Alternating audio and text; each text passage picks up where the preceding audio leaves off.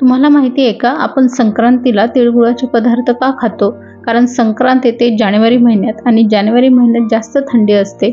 या थंडीमध्ये शरीराला उष्णता देणारे पदार्थ खायचे असतात, म्हणून आपण तिळगुळाचे पदार्थ खातो. आज मी तिळाची पट्टी जवस टाकून बनवलेली आहे, जी शरीराला खूप फायदेशीर आहे. तर हीच रेसिपी मी तुमच्यासोबत शेअर करत आहे. तुम्ही सुद्धा नक्की बनवून बघा. चला मग सुरू करूया. तर ही तिळाची पट्टी बनवण्यासाठी एका पॅनमध्ये 1 कप एवढे गावरान तीळ घेतलेले आहे. अनपॉलिश तीळ आहे. तुमच्याकडे जे तीळ अवेलेबल असेल ते तीळ वापरून तुम्ही ही तिळाची पट्टी बनवू शकता. हे तीळ जे आहेत ते आपल्याला अगदी लो फ्लेमवर मस्त खरपूस असे भाजून घ्यायचे आहेत. फिरवत फिरवत भाजायचे, जेणेकरून हे तीळ व्यवस्थित भाजल्या जाईल. तर इथे तीळ भाजल्या गेलेले आहेत. लो फ्लेमवरच मी भाजून घेतलेत. हे भाजलेले तीळ जे आहे एका प्लेटमध्ये काढून घ्यायचे. त्याच पॅनमध्ये सगळ्यात इम्पॉर्टंट जो पदार्थ आहे या पट्टीचा तो घेतला आहे, जो आपल्या बॉडीसाठी खूप आवश्यक आहे आणि खूप गुणकारी सुद्धा आहे. तर 2 ते 3 टेबलस्पून इथे मी जवस घेतला आहे. याला तुम्ही फ्लॅक्स सीड सुद्धा म्हणतात. जवस सुद्धा एकदम लो फ्लेमवर मस्त भाजून घ्यायचं. भाजताना जवस भाजून झालं की थोडं उडतं, तर असं फिरवत फिरवत भाजायचं. भाजलेलं जवस सुद्धा तिळाच्याच प्लेटमध्ये त्यावरच काढून घ्यायचं आणि तीळ आणि हे जवस जे आहे ते मिक्स करून बाजूला ठेवून देऊया. आता एका पॅनमध्ये म्हणजे त्याच पॅनमध्ये मी 1 चम्मच एवढं साजूक तूप घेतलेलं आहे आणि त्यामध्ये 1 कप एवढा गूळ घेत आहे. गूळ आज मी गावरान वापरलेला आहे, म्हणून डार्क कलर आहे थोडा. तुम्ही कुठलाही गूळ वापरू शकता. शक्यतो चिक्कीचा गूळ वापरा, म्हणजे ही जी तिळाची पट्टी आहे ती छान होईल.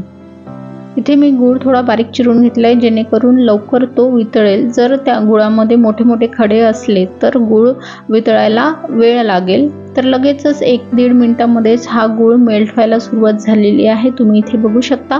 लो फ्लेमवरच गूळ आपल्याला मेल्ट करून घ्यायचं आहे आणि सतत फिरवत 2 मिनिटांमध्येच या गुळाला थोडी उकळी यायला लागेल. म्हणजे हे गूळ जे आहे त्यामध्ये असे बबल्स येतील, कारण गूळ आता जो आहे तो पूर्णपणे मेल्ट झाला आहे. आता याला बॉईल करायचं आहे.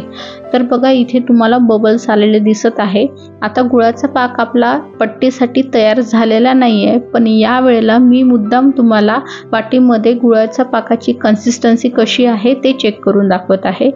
तर वाटीमध्ये पाणी घ्यायचं, त्यामध्ये हा गुळाचा पाक टाकून बघायचा आणि हाताने थोड्या वेळाने चेक केलं तर तुम्हाला इथे जेली सारखं स्ट्रक्चर दिसेल. म्हणजे हे ओढल्या जात आहे पाक, म्हणजे पाक अजून आपला पट्टीसाठी तयार झालेला नाही आहे. गुळाची पट्टी करताना किंवा तिळाची पट्टी करताना पाक एकदम कडक लागतो.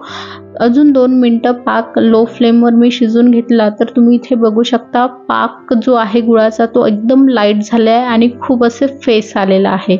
यावेळेला आता पाण्यामध्ये परत गुळाचा पाक टाकून चेक करायचा. थोडं थंड होऊ द्यायचं आणि एक लक्षात ठेवायचं की गॅसचा जो फ्लेम आहे पाकाचा तो एकदम लोवर करून ठेवायचा.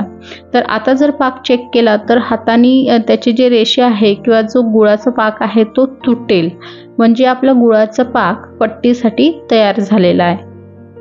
एकदम परफेक्ट असा हा गुळाचा पाक आपला बनलेला आहे. बस आता या वेळेला यामध्ये 1 पिंच एवढा बेकिंग सोडा टाकायचा. ऑप्शनल आहे, नाही टाकला तरी चालेल, पण बेकिंग सोडा टाकल्यामुळे ही जी गुळाची पट्टी आहे ती मस्त खुसखुशीत होते. तर आता पाक टाकल्यानंतर लगेचच मिक्स करायचा, गॅस बंद करून घ्यायचा आणि जे आपण तीळ आणि जवस एकत्र करून ठेवलेले होते ते सर्व या पाकामध्ये टाकून घ्यायचे. आणि आता ही जी प्रोसेस आहे ती एकदम फटाफट करायची आहे. लगेचच मिक्स करायचा, हात थोडा फास्ट चालवायचा, फटाफट मिक्स करायचं. मिक्स झाल्यानंतर लगेचच हे जे तीळ आणि गुळाचं मिश्रण आहे ते बटर पेपरवर काढून घ्यायचं. जर बटर पेपर नसेल तर मोठ्या ताटाला किचन ओट्यावर तुम्ही तूप लावून किंवा तेल लावून त्यावर सुद्धा हे मिश्रण काढू शकता. चिक्की किंवा पट्टी बनवताना हे जे मिश्रण आहे ते शक्यतोवर पॅनमध्येच बनवा, कारण काढायला इझी जातं. कढईमध्ये काढायला थोडं कठीण जातं. लगेचच वरून सुद्धा बटर पेपर लावायचा आणि एकदम फास्टमध्ये ही जी चिक्की आहे ती वरून अशी लाटून घ्यायची. माझं थोडं मिश्रण जास्त प्रमाणामध्ये होतं म्हणून बटर पेपर मला छोटा पडला, म्हणून माझी ही जी पट्टी आहे ती जाडीला थोडी जास्त झाली। पण तुम्ही थोडं कमी प्रमाण घेऊन किंवा 2 वेळा करून ही चिक्की लाटून घेऊ शकता। चिक्की मस्त लाटून झाली की आपोआपच वरचा बटर पेपर निघून जातो। बघा मस्त चिक्की लाटल्या गेलेली आहे। आता 10 मिनिटं याला रेस्ट करायला ठेवायचं, म्हणजे छान कडक आणि खुसखुशीत होते। आणि 10 मिनिटानंतर आता बघा मस्त अशी तिळाची पट्टी तयार झालेली आहे। तर ही तिळाची पट्टी आपण कापू शकत नाही, याला ठराविक आकार देऊ शकत नाही, कारण लवकरच कडक होते, त्यामुळे काठाकाठांनीच अशी तोडून घ्यायची। तर या संक्रांतीला अतिशय पौष्टिक आणि गुणकारी अशी तिळाची आणि जवसाची पट्टी नक्की करून बघा।